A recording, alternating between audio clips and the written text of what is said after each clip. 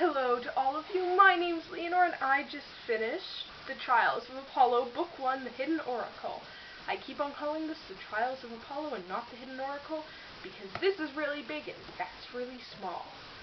So, if you're wondering what this is about, well, I can't tell you much without spoiling all of the previous Rick Riordan books, but it's about the god Apollo who's turned mortal and needs to do something about an oracle. Saying more than that will basically spoil everything, so if you've never read a Rick Riordan book before, go read them because you cannot read this book without having read Percy Jackson and the Heroes of Olympus, and I'd recommend that you also read the Kane Chronicles and the Sword of Summer before you read this because there are some sort of like quick references to them, and you'll feel a lot cooler if you have read them, and also they're just great books.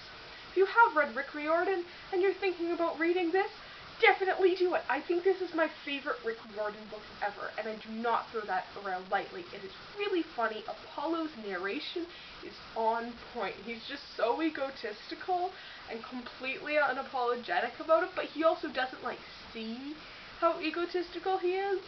But also, as the book progresses, you do see a bit of, character development, but mostly it's just hilarious to see a god's point of view. Beyond that, once again, that's pretty much all I can say without spoiling it, so if you haven't read the book, you should definitely do that. If you haven't read Percy Jackson, what are you doing with your life? You need to go read Percy Jackson. Percy Jackson's amazing! Anyway, so I'm just going to talk about spoilery stuff. First, I'm just going to go that I loved Apollo as the main character, not just because he was funny. Okay, mostly because he was funny. He's so impulsive, he's so not used to being a human, and he's so rude to humans about being human. Then he realizes that he's bound by the same rules, and it's just wonderful. Also, I like how you see, a bit of plot development, because at the beginning with Meg, he just, doesn't even care about that girl. He doesn't care about anybody. It's all about, they should be saving me! It's all about me! And at the end, he still thinks it's all about himself. But, he really wants to, find Meg and, bring her away from Nero. And it's really sweet. And then he starts to see sort of, those positives about humans, because we're pretty awesome. I love that Shakespearean arrow. I literally bookmarked all the Shakespearean arrow quotes. In here, thou shalt not. Yea, verily, prithee, shooting is not my purpose. Forsooth, lo, the armpit doth hold the arrows thou needest. And I love the plaguey bit. I feel like that's a reference to something in Shakespeare, but I have no clue what it is. And then my favorite is definitely somewhere here. And tellest not thine arrow to shut up. God, I love that arrow, and I want to see so much more of that arrow. I thought that I liked the Sword of Summer, and the Sword of Summer was sassy. This arrow, I wasn't ready for this arrow's level of sass, and in Shakespearean English. Another thing I was not ready for was Meg's betrayal at the end. Oh, God, Meg, why'd you have to do that? I really liked Meg, but I feel like I should have seen it coming. She seems pretty trained, she's got magical weapons, and she's constantly referencing her stepfather. And, I got the feeling that her stepfather was going to be important, so maybe that's, good enough that I don't have to feel like a stupid idiot. But still, it's sort of I feel like I should have had more alarm bells going off in her head. She's obviously trained. She's told us that there are people on the streets trying to help people. How does she get training with those side thingies if she's all on her own? And I really want her to be good. I really liked her. I loved how she fought with just garbage. Just that garbage. Meg, you're awesome. You shouldn't be working for Nero. Nero's a terrible person. I'm also loving, all the interconnectedness in the Riordan verse, the more stuff he writes.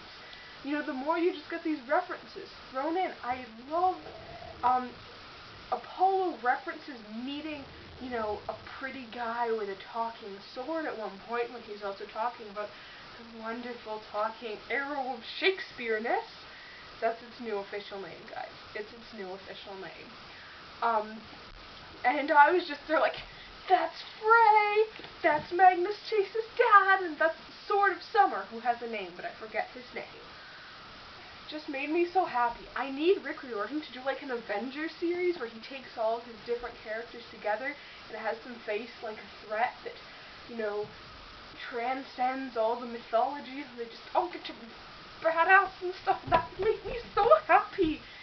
Although, I hope he's gonna do it. Please, Rick Riordan, if you're watching this, please do it. It will make us all very happy. I also like how he found villains that weren't just from the mythology. Like, a lot of the time, in Rick Riordan books, I bet if I did a lot of research when I started a Rick Riordan book, I could go, okay, this is what's going down. Because it's all sort of like rehashing stuff that already happened in mythology.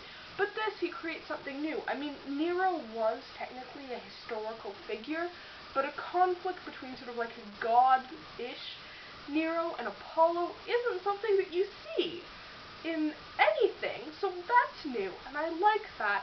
I like triumvirate holdings, probably because I just finished The Big Short, and so I'm looking at rich guys from New York City in fancy suits, kind of terrible people, even though I also sort of want to be one of them, because they make a lot of money.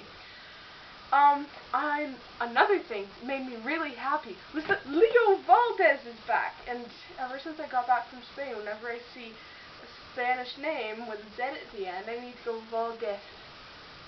But I'm trying not to do that because he's not Spanish from the north of Spain, so that wouldn't be how he says his name. And Calypso's also back too, and I'm really glad that we were given an explanation for why we didn't see them returning at the end of Blood of Olympus, because that was one thing that I really didn't like.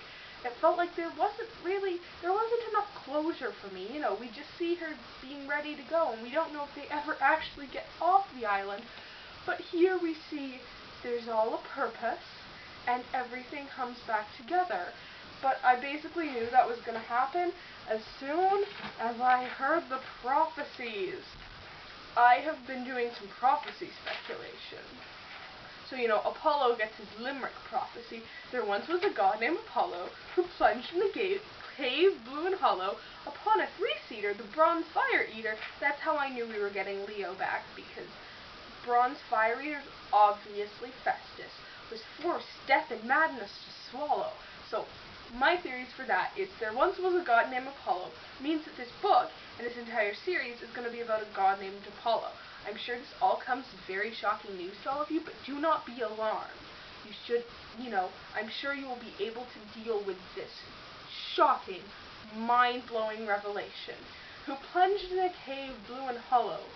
So my two main theories for that is the geysers, am I saying that word right? The things with the water that shoots out of the ground, because it has to do something with those, because blue is like the color of water, I guess. But there's another cave that we hear about. There's several other caves, which is a lot of these oracles are in caves. So, maybe the cave will have to do with one of the oracles. I think my main question for the cave is, has he already been in the cave? If so, it's the geysers, water things. And if he hasn't, I'm going to guess that it's one of the oracle caves.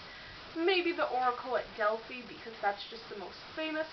Upon a three-seater, the bronze fire eater, that's basically just Festus, because 3 people can sit on Festus. And he's made of bronze. And he shoots fire, and I guess it goes both ways, too. Was forced death and madness to swallow. So, that's pretty obvious. People are gonna die, something's gonna go crazy. Maybe a person, maybe just a general situation. I think it would be interesting if a person goes crazy, because we don't know who those other 2 emperors are, and there are some emperors who are known for being a little whacked in the head, like Caligula. I don't know how to say his name, I've only ever read it in books. And then Festus literally swallows them. Or maybe that's like how Nero dies. Maybe that's how people are gonna die. Like, all the emperors are just there, and Festus goes, boom. So that's my theory for that. But I'm really bad at theorizing about stuff, so it's probably not going to actually be that. And then we also get some sort of like snippets of weird prophecies from the trees.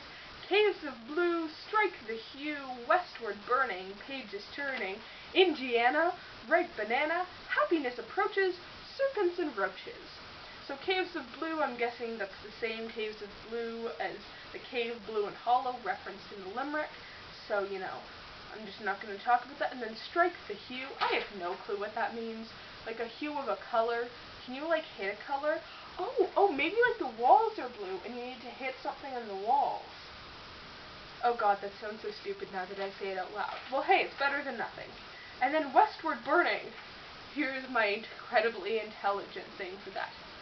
They will go west, and things will burn. And then pages turning. That could either be a sort of meta reference to we're reading the book and we turn the pages, or maybe it's a reference to the Sibylline books, because that's another source of prophecies, and we've learned about the Sibyl prophecy oracle person, so maybe those will figure in too. And then Indiana. They say at the end of the book that they're probably going to go check out Indiana. So, I think it's a pretty safe bet to say they're going to Indiana. Some shit's going to go down in Indiana. And then ripe banana, my theory is that there's going to be some, really big battle, and Meg's going to come in. As we all know, Meg can control produce. So there's just going to be, some banana, and Meg's going to control it, and it's going to save the day, and it's going to be ripe. So, or maybe somebody will slip on it. I just want that banana to be really, really, really important, because it's the silliest line of them all, and I feel like that's appropriate for Rick Riordan. Happiness approaches. Yeah, we also sort of get that explained in the book for us. It means that Festus is coming. Then serpents and roaches. There's going to be a scene with snakes and roaches. I'm really giving a lot of insight into this. Basically, I know nothing, but I really cannot wait to see what Rick Riordan does in this. What do I hope to see in the continuation of the Trials of Apollo series? I would be really happy if there is our Avengers crossover-y thing, but I don't think that's going to happen in the series. I was sort of wondering before the book came out, but now that I've read it, it seems pretty Roman and Greek central. Although there is that reference to Magnus Chase, and with Annabeth being Magnus's cousin, I do really feel like, if there is going to be a crossover story, we're getting slowly closer to it. I really want to see Meg be a good person, because Meg is a good person. She's just on the wrong side. But apart from that, this book was really, really good, and basically Rick Riordan, just keep up the good work. I know that there are people criticizing you for just continuously writing here, but you know what? When another Marvel movie comes out, people don't go, oh, boo, Marvel and all those actors for just keeping on doing Marvel. And I know that you don't really write anything other than these things, but I don't really see a problem in that, and I'm still going to throw my money at you. So, yeah. Keep up the good work and give me my stupid crossover thingy. I will see you next time.